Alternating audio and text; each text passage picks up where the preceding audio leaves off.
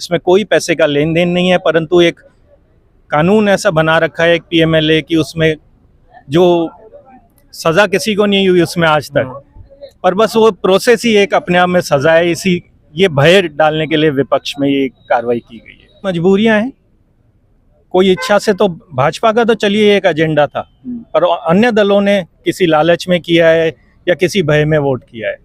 बाकी और कोई पार्टी इसके पक्ष में नहीं थी, सब और इस पे विस्तृत चर्चा चाहते थे। और इस बच्चों के सपनों को अपना सपना समझकर करते हैं मेहनत और जीतते हैं विश्वास। हिंदुस्तान के टॉप कोचिंग्स के एचओडीज न केवल क्लास लेते हैं बल्कि बच्चों के डाउट भी क्लियर करते हैं।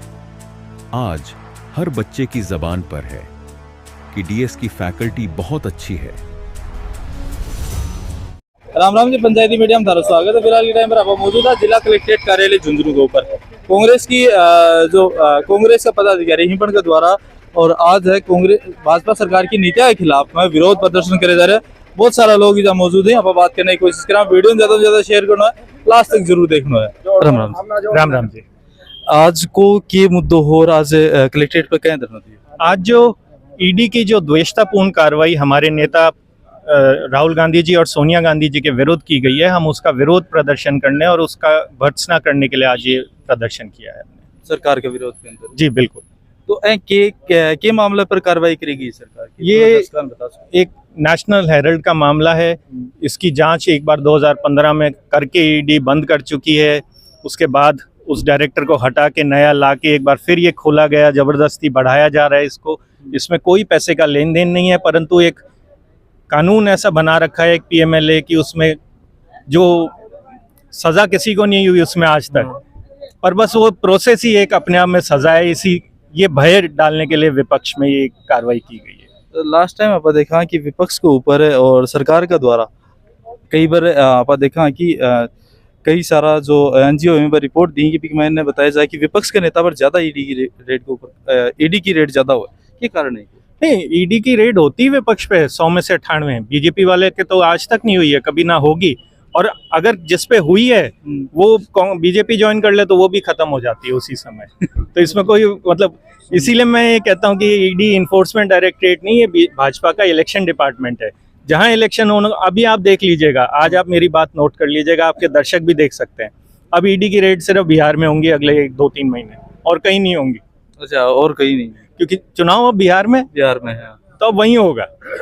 तो ये सारा एक दबाव की राजनीति, भय की राजनीति का। राजस्थान में भी आपने देखा है कि जो कांग्रेस का नेता है प्रताप सिंह खाचरियावास पर भी एक मामले के अंदर ईडी की रेड है। हाँ जी, तो वो जो 98 के अलावा 2% बचे हुए हैं, वो कुछ मामले बिजनेसमैनों और उसके भी होते हैं, और बाकी प्रताप सिंह जी को भी एक तरह से षड्यंत्र पूर्वक रूप से उनके खिलाफ ये कार्रवाई की जा रही है। अगेन बात वही है कि जो नेता विपक्ष में है उस पर कार्रवाई होगी। एक सोशल मीडिया पर सर एक पोस्ट चल रही है आजकल, वक्फ बिल जो वक्फ बोर्ड के द्वारा वो बिल पास हुआ है जी टाइम पर कि ये नेता ही ये वक्फ के पक्ष में वोट करे, बन पे क्या बोलना चाहोगे? देखिए, सबकी अपनी मजबूरियां हैं। कोई इच्छा से तो भाजपा का तो चलिए एक एजेंडा था, पर अन्य दलों ने किसी लालच में किया है या किसी भय में वोट किया है। बाकी और कोई पार्टी इसके पक्ष में नहीं थी, सब और इस पे विस्तृत चर्चा चाहते थे, और इसको स्टैंडिंग कमेटी में बैठ के एक चर्चा करवाई गई। पर उसमें भी आप मानिए कि उसमें जो विपक्ष के जितने सांसद थे सबने एक डिसेंटिंग नोट दिया, यानी कि एक नोट दिया कि हम इसके खिलाफ हैं और क्यों खिलाफ हैं, वो भी लोकसभा में पेश नहीं किया गया, ताकि उस पर एक चर्चा तो होती, विस्तृत चर्चा होती। आपको किसी चीज़ में सुधार करना है तो जिसके लिए सुधार कर रहे हो कम से कम उसकी तो बात सुनो। जिसके लिए सुधार कर रहे हो अगर वही उससे खुश नहीं है तो फिर ऐसी चीज़ का क्या मायने? सही है सर, थारो क्या मानना इस चीज़ के मायने वक्फ बोर्ड यो बिल लाना जरूरी हो या नहीं? मेरे हिसाब से तो अभी ऐसी कोई आवश्यकता नहीं थी। अगर आपको वक्फ में सुधार ही करना था तो उसके रिकॉर्ड्स में सुधार कर सकते थे, उसके प्रशासन में सुधार कर सकते थे। मुझे इनकी मंशा इसमें ठीक नहीं लगी। ईडी के बारे में एक चीज़ और कहा है कि लास्ट टाइम में थे कह रहे आभार थोड़ी देर पर, तो क्या चीज़ बता रहे वोडाफोन वगैरह की? वो तो मैं ये बता रहा था कि जैसे नेशनल हेरल्ड का मामला है, सेम मामला एक ये है कि भाई वोडाफोन पे कर्ज था 32,000 करोड़ का, कंपनी डूब रही थी। तो भारतीय सरकार ने वो कर्ज माफ करके बदले में उसके शेयर ले लिए। तो यंग इंडिया ने भी और नेशनल हेरल्ड में यही किया। तो इन दोनों मामलों में फिर बराबर कार्रवाई क्यों नहीं हो रही? भारत सरकार पे भी फिर पक्षपात की कार्रवाई हो रही है तो एक हिसाब से, है ना? चुन के कार्रवाई हो रही है और कार्रवाई में नतीजा कुछ नहीं निकलना, परंतु जैसा कि इस कानून का प्रावधान है, इसमें कार्रवाई ही सजा है, बस कार्रवाई सजा है। कार्रवाई ही सजा है।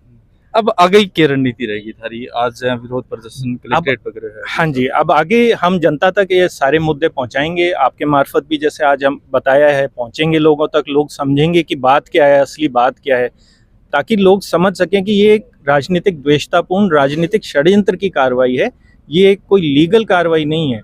अगर आप केवल भय और सामाजिक असंतोष की राजनीति करना चाहते हैं तो ये देश के लिए ठीक नहीं है, ये बात हम सब तक पहुंचाना चाहते हैं। चलो ठीक है सर। और खलील जी भी अपने साथ में, राम राम जी।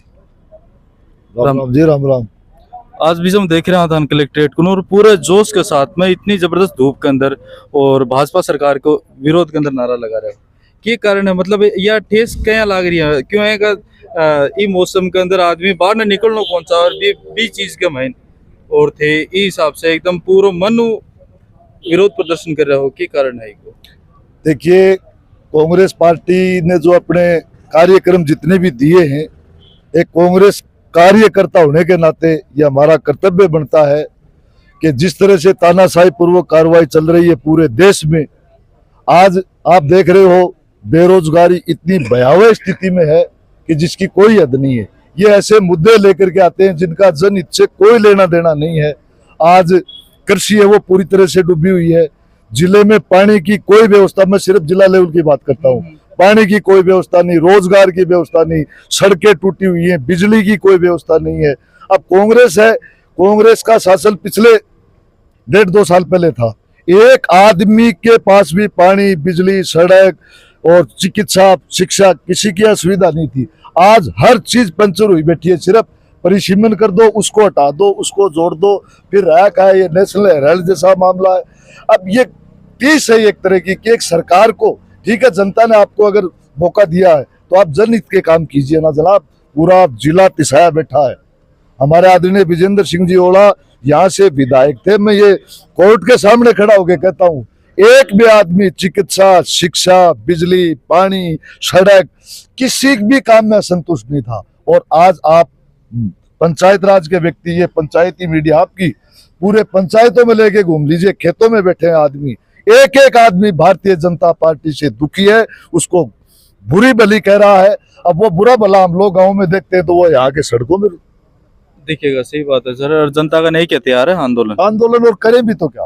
बाकी आंदोलन का कुछ बटने वाला नहीं है, क्योंकि जब फासिज्म हद से गुजर जाता है तो उसके बाद में वो सुनना बंद कर देता है। अब तो सिर्फ जनता की क्रांति ही इसकी शांति लाएगी, वरना नहीं आएगी। जी ओला और कल जी बुढ़ाना हो अण खेड़ों को मतलब यही हो कि सरकार है बा दोहरी नीति अपना के काम कर रही है।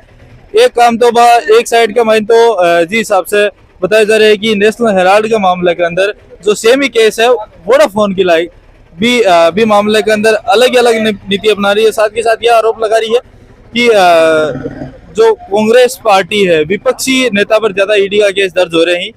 क्यों हो रहे हैं, तारो क्या मानना है? कमेंट बॉक्स में तारा विचार ही मंत्री थी। मिला को अगली नई अपडेट में, तब तक के लिए राम राम।